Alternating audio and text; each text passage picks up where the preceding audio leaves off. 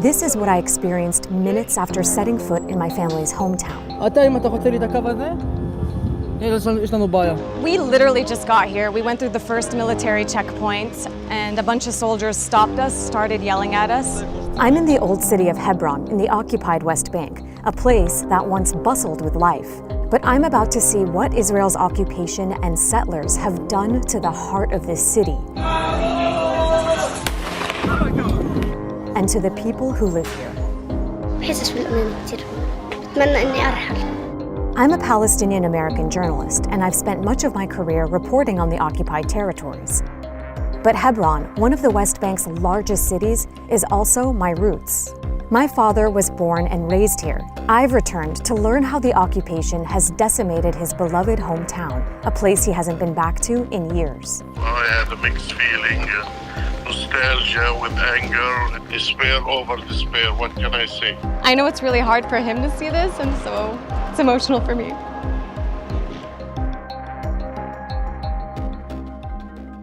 So we're officially on our way to Hebron. My team and I are going to Hebron's old city, which is ground zero of Israeli apartheid. Today, 33,000 Palestinians live in this part of Hebron, which is under full Israeli military control and fragmented by checkpoints, military outposts, and around 1,000 Israeli settlers who live here in violation of international law. اللي حصل في البلدة القديمة في مدينة الخليل هي كارثة بندفع ثمنها كل يوم. حياتكم هون صعبة؟ هي صعبة ومستحيل وحدة تقعد محل تجرب تقعد أسبوع. إحنا عايشين هون بس باعتبار السجن. But before we get into all of that, let me back up. It wasn't always like this. This is my dad. He was born in Hebron in 1947. He lived up the hill from the old city, where his father and uncle owned a quarry. The year after my dad was born, Israel was established in what Palestinians refer to as the Nakba, or catastrophe. That's because hundreds of thousands of Palestinians were expelled from their homes to clear the way for the creation of a Jewish state. But the West Bank, including Hebron, fell under the control of Jordan. My dad was 19 in June of 1967 when Israel captured the West Bank, Gaza, East Jerusalem, and the Golan Heights and began a military occupation that still has no end in sight. My dad was in college in Jordan at that time, so he wasn't in Hebron to witness that or to see how Jewish settlers took over parts of the old city. A few years later, he moved to the US for graduate school. I was born and raised in San Francisco and grew up hearing my dad reminisce about his childhood, like how he raised chickens and rabbits on the hill as he watched the vibrant city below. When my family would travel to Palestine in the summers, my dad couldn't come because of work. Now, even though he's retired, he says he doesn't want to return because he refuses to be humiliated by Israeli soldiers. He's only been back to Hebron 3 times. But I'm returning to see with my own eyes what has become of this city that made my father and me who we are today. And that all begins with me actually getting there. It's only about 20 miles from Ramallah where we're starting out, but we can't, as Palestinians, access parts of the main north-south highway because that's reserved exclusively for cars with Israeli license plates. So here's another checkpoint. Instead, we have to take narrower roads and cross through several Israeli military checkpoints. There's another checkpoint. That means it takes much, much longer to get there. We're finally in Hebron. I'm sure my dad knows these streets inside and out, and he used to walk all over here as a child, so this is literally retracing his footsteps, but it's very different now than when he grew up.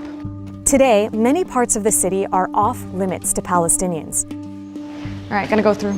Because I'm Palestinian, I'm not allowed to enter parts of the old city. So I'm meeting former Israeli soldiers who, I hope, will help me access my family's hometown. Hi, how are you, Ori? Nice to meet you, I'm Dina. Ori and Joel are with the Israeli anti-occupation group Breaking the Silence. They used to serve in the Israeli army, but now they give tours of Hebron to expose the reality of how Israel treats Palestinians. Come here. But before they could even start showing me around, this happened. היא אזרחית ארצות הברית ועיתונאית, כן? רק שתדעו. היא אזרחית ארצות הברית ועיתונאית. אין שום בעיה, הוא צילם עמדה ביטחונית, הוא צריך למחוק את הסרטונים האלה. אני לא צילמתי את העמדה, צילמתי רק אותך. לא, צילמת את עמדה. זה לא משנה, אם היא עמדה ליד העמדה, אתה מוחק... דבר ראשון, אתה מפריע לנו בעבודה, בוא תעמוד שם עם המצלמה.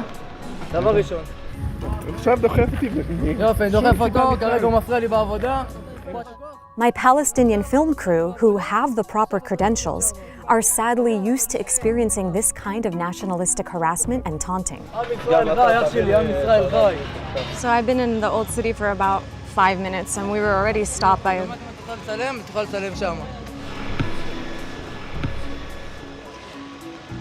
We literally just got here and a bunch of soldiers stopped us, started yelling at us, started harassing my cameraman. They just asked to see our IDs. I showed my US passport.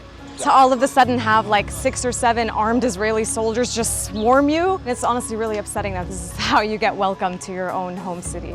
The former soldiers I'm spending the day with say this is a typical scene.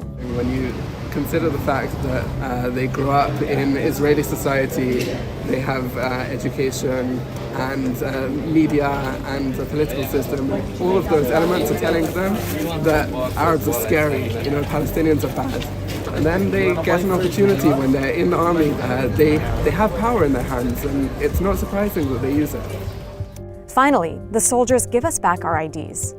Let's continue, right? It's a very classic demonstration of one of the elements of the occupation, which is complete arbitrariness, right? And every soldier in the occupied territories has the authority on his own decision to detain anyone for 3 hours. Yeah? So we were not delayed here for 3 hours, and we are going to continue our tour, obviously, but it's an example. But what a way to start the day. I'm about to learn that what I just experienced is nothing compared to what the Palestinians who live here go through every day. كيف الحياة هون يعني شفتك هلا عم بتمر في حاجز. صعب عندنا هون كثير. This is Fadil, who has lived in this home his whole life. In the 1980s, Israel set up this checkpoint in front of his house. Fadil now has to check in every time he leaves or enters his own home. كيف بضايقوا عليكم؟ زي ما انت شايفه بخلوش قرايبنا يجوا علينا. خطرة. يعني بنتي متجوزه هي مسموح لها تيجي جوزها لا. واو، وهلا لما بتمرق ايش لازم تفرجيه؟ اسمه ورقم هويتي. وانت بتقدر تمشي هون مش ممنوع؟ بس لحديتي. واو. هون ممنوع. Fadil isn't alone. Thousands of other Palestinians in Hebron are also forced to pass military checkpoints just to go home. The military also bans Palestinians from using certain streets, as Ori shows me. On that street over there, Palestinians are allowed to walk and open businesses, but not allowed to drive. The yellow street on the map is a street where Palestinians are only allowed to walk, not allowed to drive, and not allowed to open businesses. The streets that we're heading towards are mostly sterile, meaning that no Palestinian in the whole wide world can walk on those streets. If you do one step over here, no Palestinians are allowed here. If we take one step here, here Palestinians are allowed. And I don't know any other word to call this than apartheid. All these restrictions help Israel maintain its hold on Hebron, but they're also in place to protect Israeli settlers. And the ones in Hebron are known for being among the most violent in all of the occupied West Bank.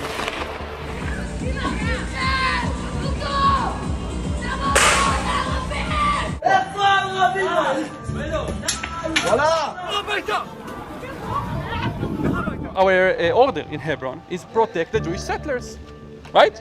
We don't have an order protect Palestinians if settlers harass them. The soldiers never protect the Palestinians. Yeah, unfortunately, it's not in our order.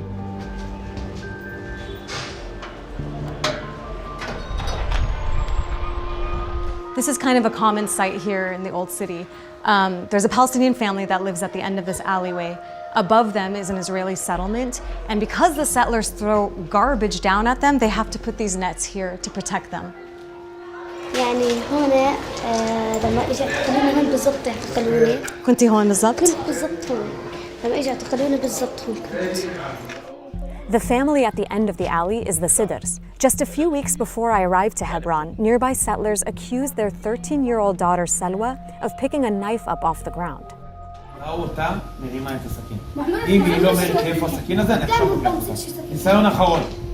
فقد كل جيبتي معيش ولا سكينة أنا. אבל שלא מלך. הכל זה אני עכשיו לוקח. איתי אצלי. יאללה, תביא זיכרון. תביא זיכרון. ממנוע. اعتقلوني واخذوني يعني على مدرسة أسامة وقعدوا يحاولوا معي. قعدت ساعة لما فلتوني، قعدت ساعة لما فلتوني يعني كثير ساعات لما فلتوني وحققوا معي. بتخافي يعتقلوكي كمان مرة؟ أنا حسيت إنه وأنا نايمة حسيت إنه بدهم يعتقلوني بنص الليل. So we're standing here and I'm talking to her in front of her home, and every time we hear a noise she looks up, and I asked her, are you afraid the settlers are throwing something down at you? And she said, yeah, لأنه بصير كتير إنه بيرموا عليكم. كتير بصير، يعني إذا شفناهم بيلعبوا خلاص بدهم يرمونا، بدهم يرموا علينا حجر، وإحنا بنقعد نتفرج عليهم يعني. أولاد المستوطنين. طبعاً أولاد المستوطنين، يعني أخي صار يحكي لي إياه يطلع محل ألعابهم. حرام. كيف بيلعبوا وإحنا نفسنا خلينا ننزل عندهم نلعب، قلت له كيف ننزل؟ هذا احتلال. كمان إحنا ما بنقدرش يعني ننزل من هون 24 ساعة في الدار، يعني زي باعتبار السجن. Just talking to her, it's really you don't feel safe at all. Like it's not a life that people should or can accept. So how did Hebron end up feeling like a prison for its people? After the Israeli occupation began in 1967, Hebron was among the first places Jewish settlements were built. This illegal land grab captured international attention. Now there's pressure for large-scale Jewish resettlement. And to some people, this looks very much like colonization. Some settlers said they were coming to Hebron because of its sacred place in Judaism, as the burial site of Prophet Abraham and his family. Others said they moved there in response to a massacre of Jews that happened in 1929. That's when rising tensions over European Jewish immigration aimed at turning Palestine into a Jewish state led to violence. More than 60 Jews were killed, and homes and synagogues were destroyed in the ancient city.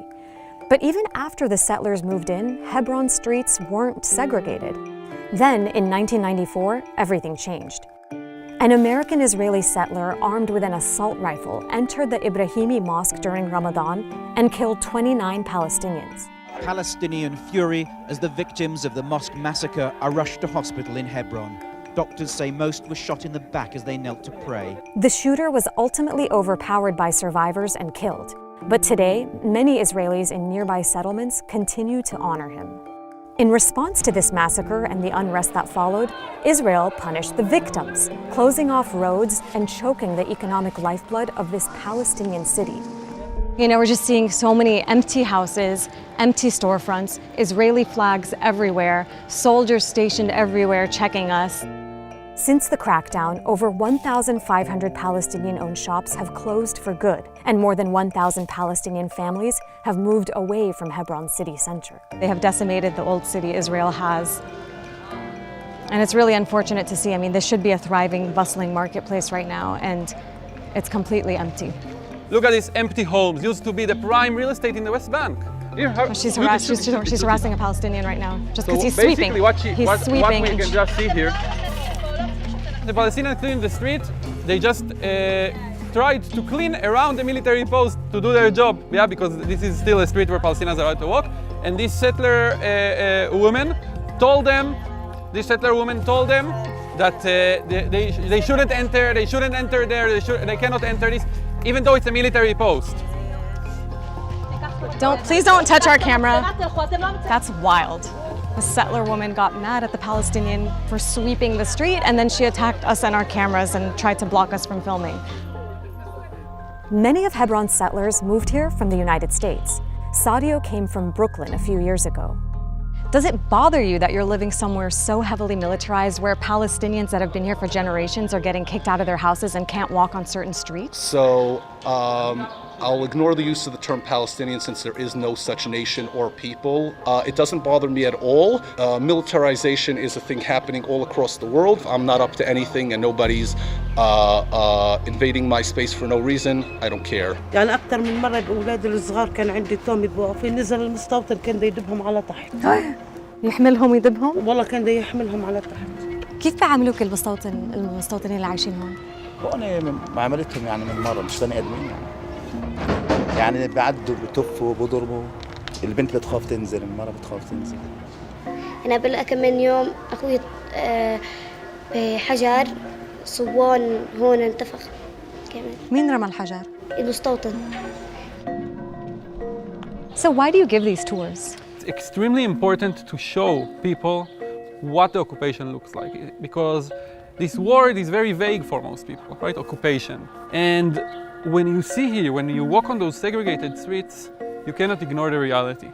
And I believe that it's my responsibility as someone who took part in it. The minimum that I can do is to try and show people what I was sent to do.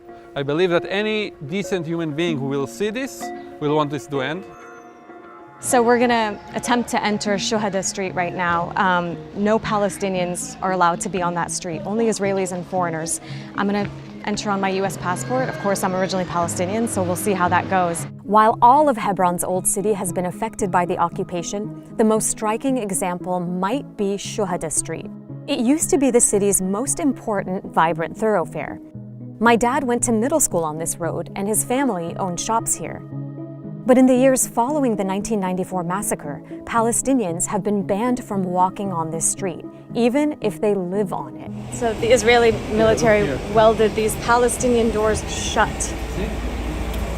This is welded. We actually welded shut their doors. We send Israeli soldiers to weld shut those front doors of these families, while everyone else who is not a Palestinian can walk freely. This video shows what it takes for one Palestinian woman to leave her home. She climbs her roof and scales back down to the ground to exit on a back street where she is allowed to be. But if you're a Jewish settler, you can walk out in front of your front door. Yeah. Look at us, not only if you're a Jewish settler. Everyone who is not a Palestinian. إمتى آخر مرة مشيتي على شارع شهداء؟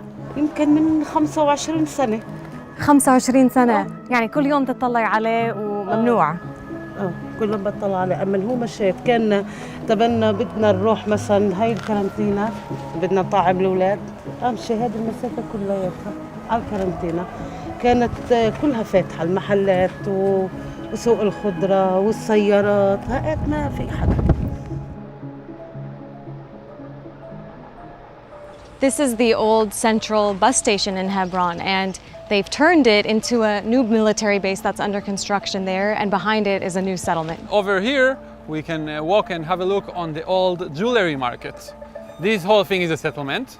This is how absolutely devastated it is right now. Settlers came and just ravaged the whole place and destroyed it. This is the old fruit and vegetable market. It was here, and now what does the sign say, Ori? Now this is a settlement. The old city has suffered. Everywhere you look, there's just deserted shops, deserted homes, destruction, broken windows. And in the middle of it all, there's like schools and settlements and Israeli settlers just living their lives with the full protection of the military. You know, one thing that's really striking being here is how incredibly silent it is. The only sound you hear is the flutter of these little Israeli flags above. I keep thinking about how, you know, I directly descend from here. Not only is it like sad on just a human level, but there's a very personal element to this street as well. I don't blame my dad for not wanting to come back because it's that messed up. So I'm trying to piece together exactly where my dad grew up. You know, I've pieced together that that's where my family's home is. And the view is of a bunch of Israeli flags and a military outpost on the hill over there. And in between them, the cemetery where my grandparents are buried and the home that my father grew up in. So, man, I wonder if he's awake right now. I should FaceTime him. Hi, Baba. Hi, good morning. Good morning. Good afternoon. How are you? Oh, I'm fine. I want to show you. I think this is where you grew up. Is this? This is Shuhada Street. Yes. Yeah, this is Shuhada. There's nobody here except for some soldiers and a few settlers. It's a total ghost town. During the days, you see the people in the market, and at night, I could see the singing and the dancing. And it was like the heart of the city. Sad, so sad. It's so sad. I had a mixed feeling, nostalgia with anger. This is the old vegetable market. Does this look familiar to you? Exactly. I used to go sometimes in the morning in the summer to buy cactus pear. This is despair over despair. What can I say? How does it make you feel showing your dad? I don't know. I feel really sad. Like, he grew up right there. You know, his parents are buried right there. And I know it's really hard for him to see this. And so it's emotional for me. My dad wanted to talk to Ori. Hello, my friend. Hi, nice to meet you. I'm glad you are for peace. When counting on people like you to expose the lion. I really hope you can be here and visit your childhood home at some point. Really, really hope. You know what I do? I just keep looking at the pictures over and over again. I am physically in San Francisco, but spiritually and emotionally always in Hebron. I'm curious, how did you feel watching me talk to my dad and then speaking to him yourself? Like sad, responsible, that this is what the place that I grew up in, that I was so proud of when I was a child. This is what we're actually doing to people. And it feels horrible to feel that. What most haunts you and your conscience about what you did in your time as a soldier? For me, it's the routine way we control the Palestinians, right? A Palestinian can wake up in the morning and not know if he will be at work on time, go to sleep, not know if soldiers will invade his home. We basically control the most simple and basic elements of life. It's designed to break down the population of Palestinians and show them who's in charge and humiliate them on a daily basis. Exactly. How can we make 2.5 million Palestinians in the West Bank to feel that they cannot lift their head up? We will make them understand that we control their lives. The segregated roads and the settlements and so forth, they exist all around the occupied territories. Military activity, home invasions, patrols, digital surveillance, they exist here and they exist all over the West Bank. The difference in Hebron is that in a very short walk, we can see examples of all of it. All of it. All of we it. saw all of it. It was a heavy day, but before it ended, I wanted to visit my father's childhood home. As I stood on the roof overlooking the old city, I thought about how the landscape today is completely different from the one he looked out at when he stood in this same spot. And I couldn't stop thinking about everyone I met and the price they're paying for remaining. رغم ذلك انت ضايل هون. طبعا دارنا بيتنا هون. وين اروح؟ بس في غيرك سافر وهاجروا. في اللي معه مصاري بيطلع، احنا على باب الله. الحمد لله. عمرك فكرتي ترحلي من هون؟ لا ليه؟ لا شو ما هو كل مشاكلي معاهم عشان ارحل من هون. ملايين دفعوا له. اخر مره زهقوا وحطوا لي شك مفتوح. ما قبلت. وانت مش راضيه؟ وانا مش راضيه. ليش مش راضيه؟ ما خلص، ما هو اذا هذه راحت شو بده يضل؟ اذا اخذوا البيت شو بده يضل؟ لسه عمرك تخافي ولا عمرك عينك تخافي. انا بحب بنتي تكون قويه قد حالها. انا قد حالي وقويه. يا لما اجى اعتقل بنتي اعطاني درس الاحتلال. اعطاني اياه اذا انت ضابط اسرائيلي بتتعامل مع البنت هيك. شو بدك يكون بيني وبينك السلام؟ انا اقول لك شغله واحده، اذا انا مش حامي حالي، يعني انا ماشي هون انا مش حامي حالي، كيف بدي احمي اولادي انا؟ It's hard to shake the idea that this Palestinian father could have been my dad. I could have been Selwa. This could have been my life. Hey everyone, thanks for watching this video from El Khalil here in Hebron. Let me know in the comments what surprised you most about this experience, about this place, and stay tuned for the rest of our videos in our series filmed here in the occupied West Bank. Next up, I have a video looking at the Palestinian Christian minority here.